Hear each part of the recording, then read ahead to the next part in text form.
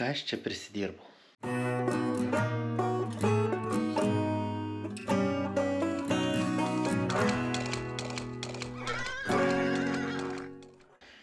Tai aš dirbau ramiam korporaciniam darbe, mokėjau nuomą, gyvenau paprastą gyvenimą ir galvojau, kad tas gyvenimas yra per sudėtingas, reikia paprastesnio. Tai ką aš nusprendžiau padaryti? Mest viską, ką ten turėjau, nusipirkti sodybą, atsikrausti čia ir mest darbą.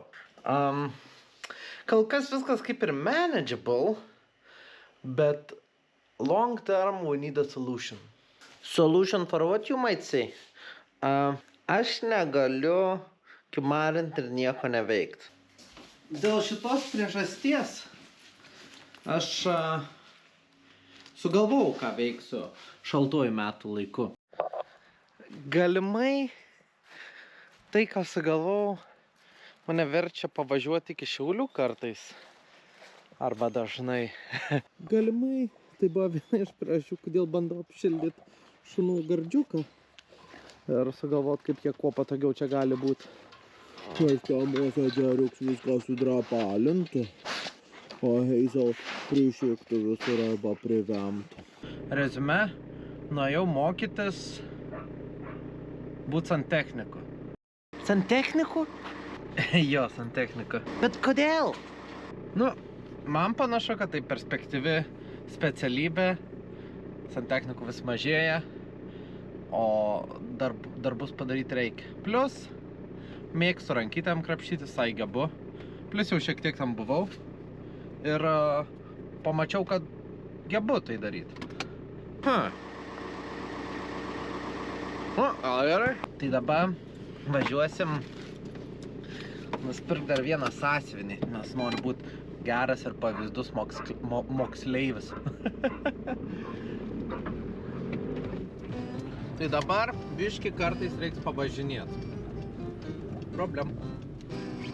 Aš negaliu sugrįžti į Jamaiką, nes niekomet tenai ir nebuvau.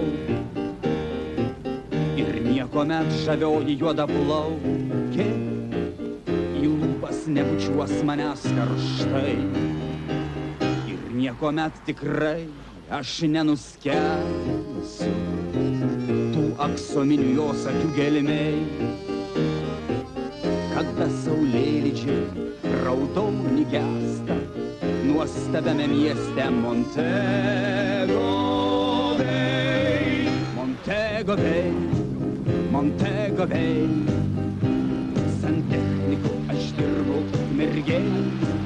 Montego Bay, Montego Bay, santechniku aš dirbu ukmergėj. Kodėl aš niekuomet tenai nebūsiu? Neklauskit apie tai, geriau neklauskit. Štai remontuoju kriauklės bei kranus ir kartais žemėlapį dairau. Aš negaliu sugrįžti ir man nereikia.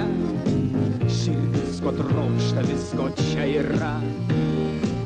Čia pat ir mano Zosė Gargasaitė ir ukmergė žavi panorama. Montego Bay, Montego Bay, santechniku aš dirbu ukmergėj. Montego Bay, Montego Bay, santechniku aš dirbu ukmergėj.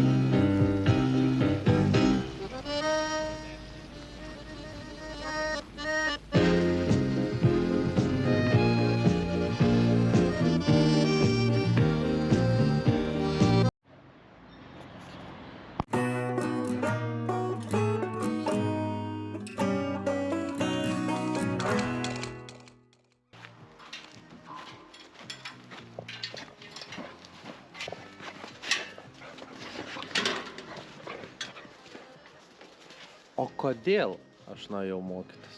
Aš jau turiu specialybę. Aš galiu eit pagal specialybę, kodėl aš neinu. Aš turiu patirties apskaitoj. Taip, Džeris, taip. aš galiu įdirbti į apskaitą. Man nereikia papildomos specialybės, ne? Aš manau, kiekvienam egzistuoja asmeninis pasirinkimas, ką jis nori daryti, kaip jis nori daryti ir kokį gyvenimą jis nori nugyventi. Nieks už tave šito gyvenimo nenugyvens. Jeigu tu priėmei kažkokį sprendimą, tu su tuo sprendimu ir gyvensi. Niekas neatsakingas už tą sprendimą, išskyrus tave patį. Tik svarbu, jeigu priėmei kažkokį sprendimą, tai ir priimk tą sprendimą. Priėmei jį ne dėl kažko, priėmei jį dėl savęs. O priėmus sprendimą, iš tikrųjų jį priimk. Gyvenk su tuo sprendimu.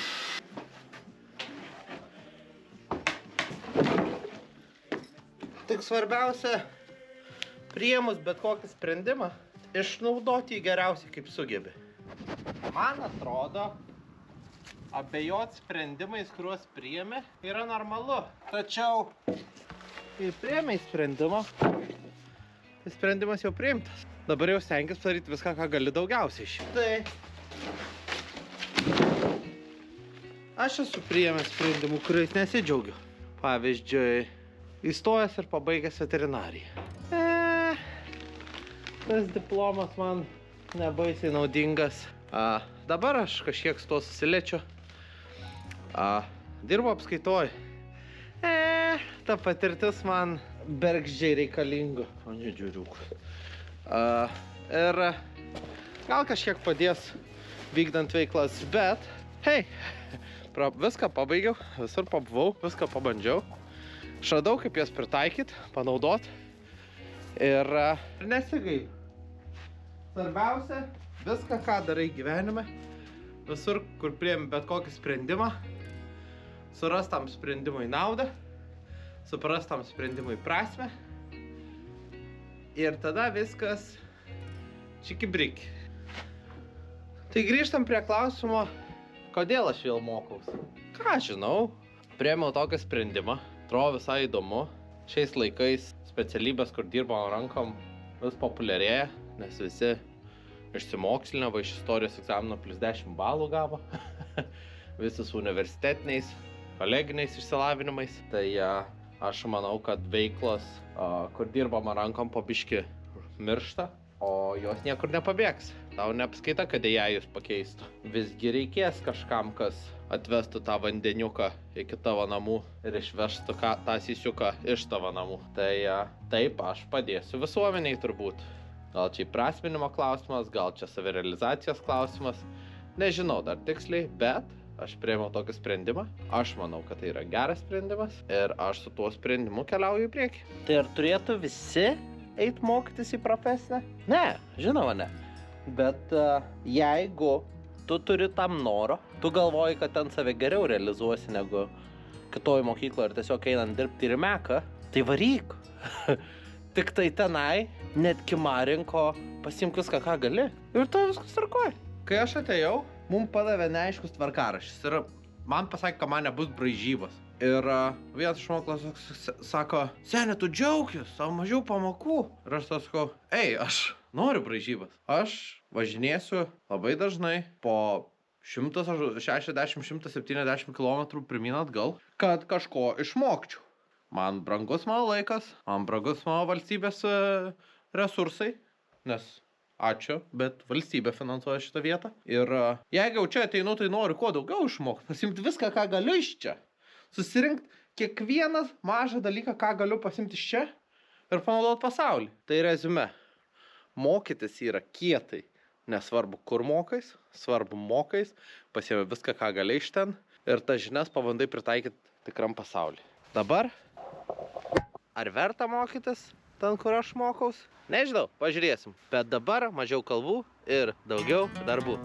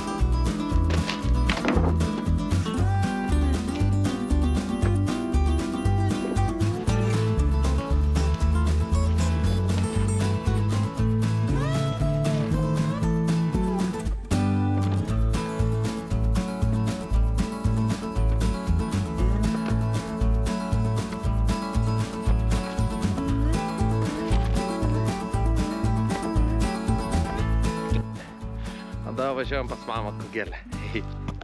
O šitas ūkis man eik savo koks gražus. Va, čia avelės ganas, keli gardai. Va, tenai matas avelės. Ir aplinkui vaikšto Livestock Guardian dogai. Eik tu savo kaip gražu čia ir kaip pavydžiu ir kaip norėčiau kažko tokio turėti. Grįžau, pasitariau su seneliu. Reikia įsigyti šit galingesnį traktorių. Tai nuorodai yra skelbimas šito traktoriuko, jeigu netyčia norit, galite įsigyti. O aš dar pasidžiaugsiu šiek tiek tiesiog gražių orų, pasakiškai gražu šiandien. Ir galėtume turėti video. Tai ačiū kol kas, kad žiūrit. Ir susimatom.